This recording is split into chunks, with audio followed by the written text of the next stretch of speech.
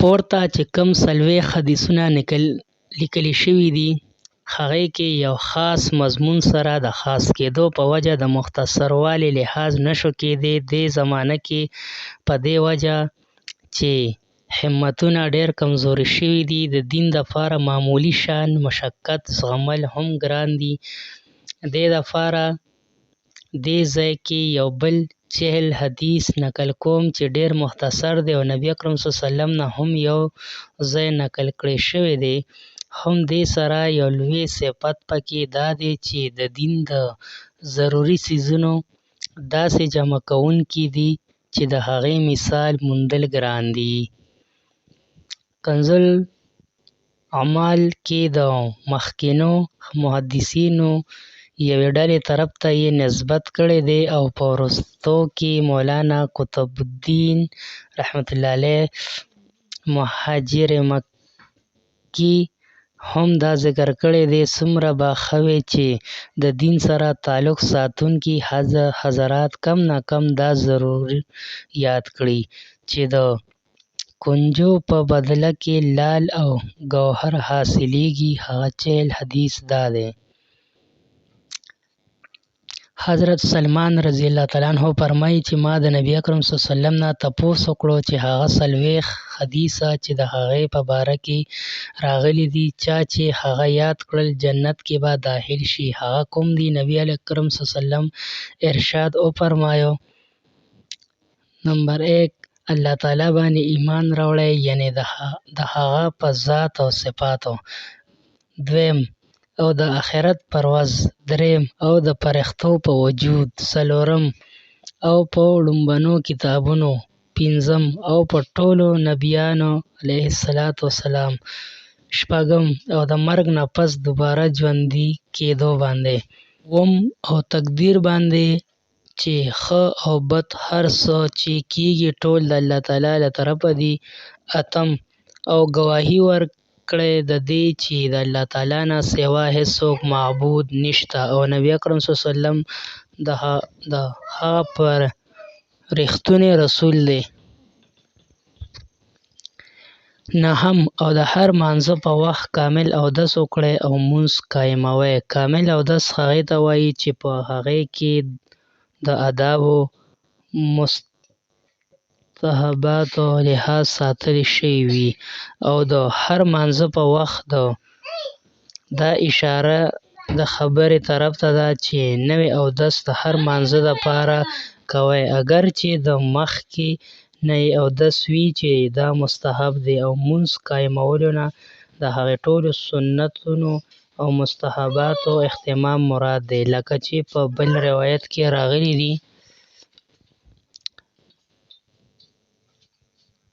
یعنی په جمع کې د صفونو برابرول چې څه قسمه کوږوالی یا په منځ کې پکې تش ځای پاتې نشي. دا هم د مونځ قایمولو په مطلب کې داخل دي. 10 او زکات ادا کوئ. 11 او د رمضان د میاشتې روژې نیسئ. 12 که چېرې مال وي نو حج دې وکړي یعنی که چېرې د تلو طاقت لري نو حج دې هم وکړي د دې وجې چې اکثر منع کوونکي مال وي ځکه یې دا د دې ذکر کړی کني مقصود د دې چې د حج شرطونه بیا موندې شي نو حج دې وکړي. 14 او 12 رکعاته سنت موقته روزانه ادا کوئ. د دې تفصیل په نورو روایتونو کې داسې راغلی دی چې د سحر مانځه نه وړاندې 2 رکعاته او د ماسپښین مانځه نه مخکې 4 رکعاته او وروستو ترې 2 رکعاته او د ماښام نه پس 2 رکعاته د ماسخوتن نه پس 2 رکعاته.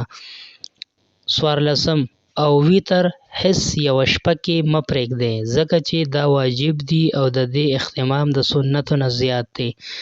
دې دپاره یې دا په تاکید الفاظ سره ذکر کړو.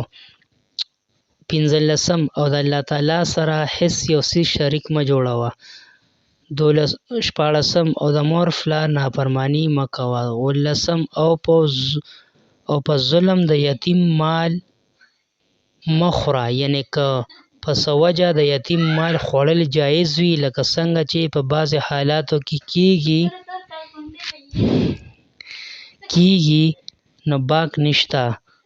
18 او شراب مسکه. 19 زنا مه کوه. 20 د دروغو قسمونه مه خوره. 21 د دروغو ګواهي مه ورکوه. 22 د نفس خواهشاتو باندې عمل مه کوه. 23 د مسلمان ورور غیبت مه کوه. 24 پاک دامنه ښځه باندې تهمت مه لګوه، دغسې په پاک دامن سړي باندې. 25 خپل مسلمان ورور سره کینه مه ساته. 26 لوبو ټوکو کې مه مشغولیږه. 28 تماشګیرو کې مه شریکیږه. 28 مندري بنده ته د غیب په نیت لشتینک مه وایه، یعنې که چېرې غیبدار لفظ داسې مشهور شوی وي چې د هغې په وینا غیب نشي ګڼلی او نه د غیب په نیت ویلی شي، لکه چې د چا نوم بدوحو کېښودلی شي، نو باک نشته. خو د غیب په عرض چاته داسې ویل جایز نه دي. چا پورې خندا ټوکې مه کوه. 31 چا پورې خندا ټوکې مه کوه. 30 د مسلمانانو په منځ کې چغلي مه خوروه. 31 او په هر حال کې د الله جل شانه په نعمتونو شکر کوه.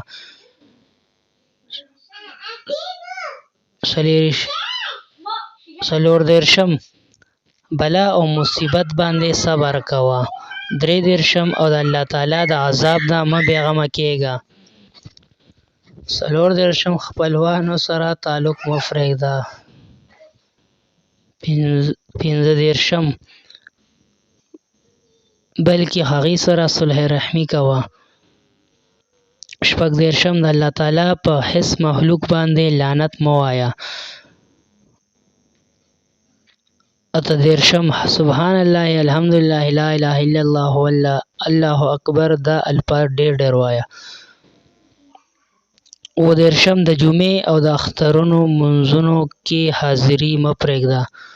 41 او د دې خبرې یقین ساته چې څه تکلیف یا راحت درته ورسي هغه په تقدیر کې و چې په شا کېدونکي نه و، او چې څه درته ونه رسېدو هغه په هېڅ شان را رسېدونکی نه و.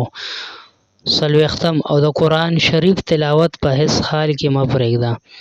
حضرت سلمان رضی الله تعالی عنه فرمایي چې ما د نبي اکرم صلی الله علیه وسلم نه پوښتنه وکړه چې څوک دا یاد کړي هغه ته به څه بدله ورکولی شي. نبي اکرم صلی الله علیه وسلم وفرمایل چې الله جل شانه به د هغه حشر د نبیانو او عالمانو سره وکړي. که الله جل شانه زموږ ګناهونه معاف کړي او خپل نیک بندګانو کې صرف په خپله مهربانۍ شامل کړي، نو د هغه د شان کریمي نه هېڅ هم لرې نه ده.